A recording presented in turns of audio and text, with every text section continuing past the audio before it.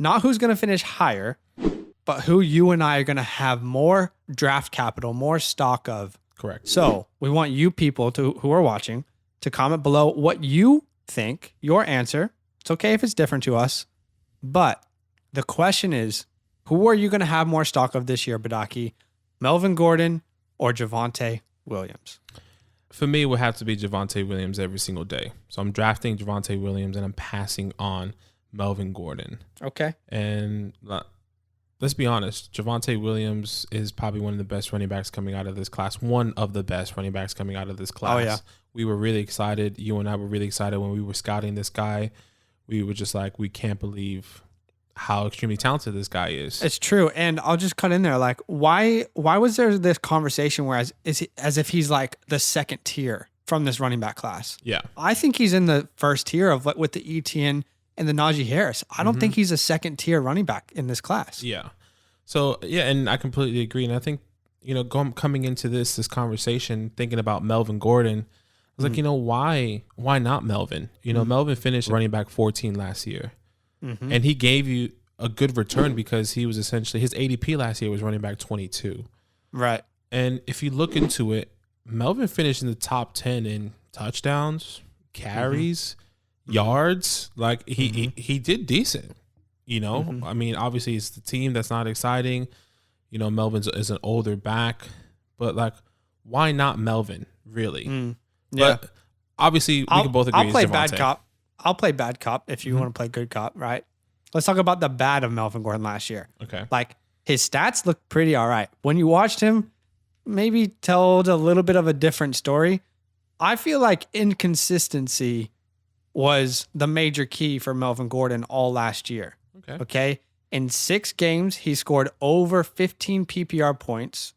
In 5 games, he scored under 8 PPR points. I mean, you didn't know which week you should have started Melvin Gordon or sat him. Right. And there was a lot of matchups that looked real juicy against really bad rushing defenses. And if you started him, you were pissed off because he didn't do anything. It's like you just never knew when to start this guy. I think something that's even more concerning to me is he averaged under 3 targets per game. And this is a guy in a PPR format. I don't think any of us expected that to be that low this year when he just signed a 2-year contract. Right. It surprised me that it was that low. I honestly just think we need to accept that Melvin Gordon will never be a workhorse running back again in the NFL. I don't see it happening. He signed with the Broncos, but I mean, Phillip Lindsay had a pretty good amount of touches last year. Yeah. Even though Melvin Gordon signed for big money. Yeah. So, and I agree. I think the biggest question is as well, like, what if the Broncos are trying to do this whole Melvin Gordon, Austin Eckler that they did in LA with the Chargers or San Diego at the time? Can Javonte play that Austin Eckler role and Melvin still hold that role?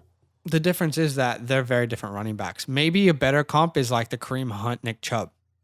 Maybe that's something that they're trying to accomplish. Okay.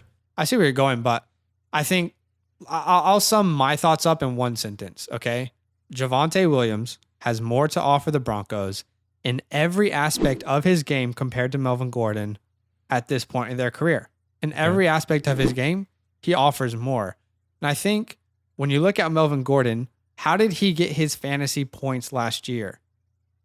Well, 2 big things, red zone touches and goal line touches. Right. If you look at Javonte Williams, if you look at his tape, something that we salivated over pretty much, I don't see how Melvin Gordon keeps that role. Javonte Williams should be the red zone running back. He should be the goal line running back. That was a big strength of his, was red zone touches, goal line touches, and producing with those. And lastly, let's not forget that Melvin Gordon had a DUI last year. Right. Is the NFL what are they going to do about that? Are they going to give him a ban? I don't know. I mean, it's hard to say. So I don't know how you can draft Melvin Gordon. They're currently going in the same round, right?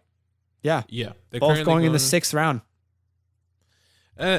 Man, it's for me, it's clearly Javonte Williams, but like Melvin is showing all the signs, in my opinion, to like, why not take a chance on him on the late rounds? I think he'll fall to the 8th round, maybe. Do you see this ADP changing then?